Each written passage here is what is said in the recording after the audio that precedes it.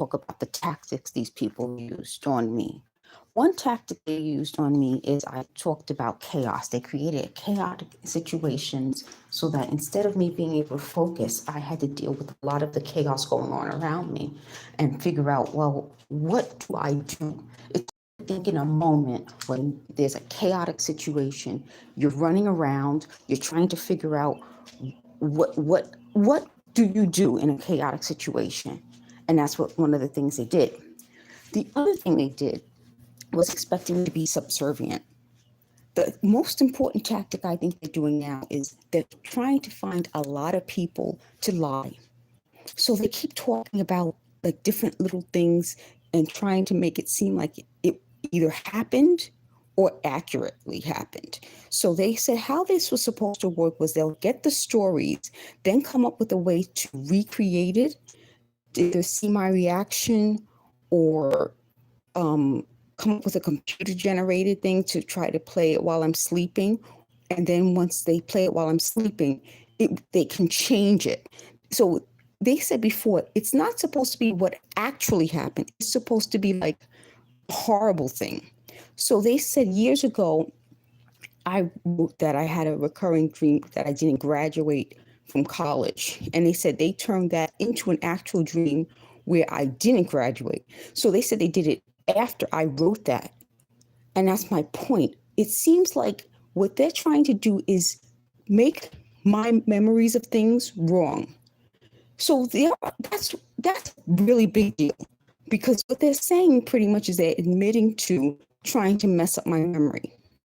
That's when I'm saying to them, it seems like I'm not getting why they would admit to doing something if out of blue. Like, what is it? Why would somebody do that? So they said this was some sort of program to get them to admit to stuff that either didn't happen or I don't know. I just don't understand. I start talking about this happening to me and they come out of nowhere with all of this craziness. And I think that's another form of them creating this situation. So they said, well, that means you didn't mean I didn't start this. Of course I know I didn't start it. That's my point. It's like when did I bring like how did these people come into my life? Like when did these people just seem to latch on to everything I do and I can't get away from them? And it started in 2016. There was nobody confessing to these type of things before 2016. And that's my problem. Like, what was that? Why? What was their point? So so I'm going to tell you, unable to function without them. They tried to take credit for my work. Then they tried to switch it so that I didn't actually do the work. And then they went from doing that to saying, well, maybe your memory's gone. Let's find a way to mess up your memory. So one of the main issues they had was I was talking to somebody, and I told you guys already, in 1996, I was a flight attendant for Tower Air, and I worked for the Hajj. And so someone asked me, well, how long were you there? Because I had to live in Saudi Arabia to do it, because you're taking people from different countries to Saudi Arabia, and you're flying back and forth, and you don't only fly for the 4 months. I'm not sure exactly how long. So they said, well, you had a near photographic memory. Well, there's the point. Now, I think that they're having a problem with what is a photographic memory and what's the memory where you remember every single day of your life. I don't have that type of memory. But after going through this and being exposed to this that made me so sick, my memory is even worse. So a photographic memory is, for example, if I'm in class and I listen to my teacher or professor, the person writes it down under, and I saw that it was. My point, they went through my things so they would kind of have an idea of my business and when they were breaking in. And what they did was they tried to make it a sort of a memory test, which goes back to what I said about these brain games. What are the odds, And that's my point with this whole situation. the other point of the situation is they're not getting firsthand information. So if they had been doing this at the time, they would have had firsthand information. And that's my point. When you invade someone's privacy, look through their things to create the to make it seem like you have firsthand information, there's a problem.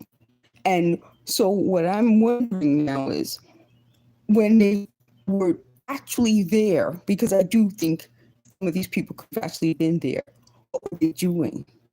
What did they use then? Because this technology didn't exist the same way it does now. So that's the question. My question isn't whether they did something then. I think they did. But what was it? What was the technology that existed back then? So that's a different, where they don't have the common sense to ask or look at it the right way. It's not okay. Were they getting stories from people? Yes, they were. What were those people doing back then if this technology didn't exist? Were they writing it? Were they trying to record it? Were they putting it? You didn't have email back then. That's my point. Like, when they said, because they don't understand things, when they said, well, what was it? They said something to the point where I said that they couldn't have always been doing it. They said, yes, we were. Well, how did you do it if the technology didn't exist? So I'm not saying that there weren't people back then who collected stories, but how did they collect it? Were they writing it in books? They were sending emails. Were they sending letters to one another? Were they calling people? What were they doing? This year I was 22. I just turned 22. I graduated from college the year before that, and I turned 22. And I showed you guys a picture. I kind of showed you a few pictures of me, especially on Twitter. I didn't look older. I looked younger. And my question is, think about how many pages it would take. I mean, like, just common fucking sense. You know what I'm saying? Like, come on, guys. Would you write books on me? Oh, wait, that did happen. Yeah, okay. So that answers part of the question.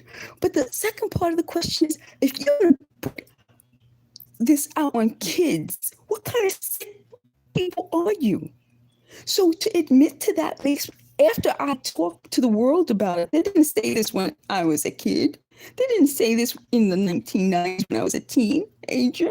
They're saying it now when I'm 49.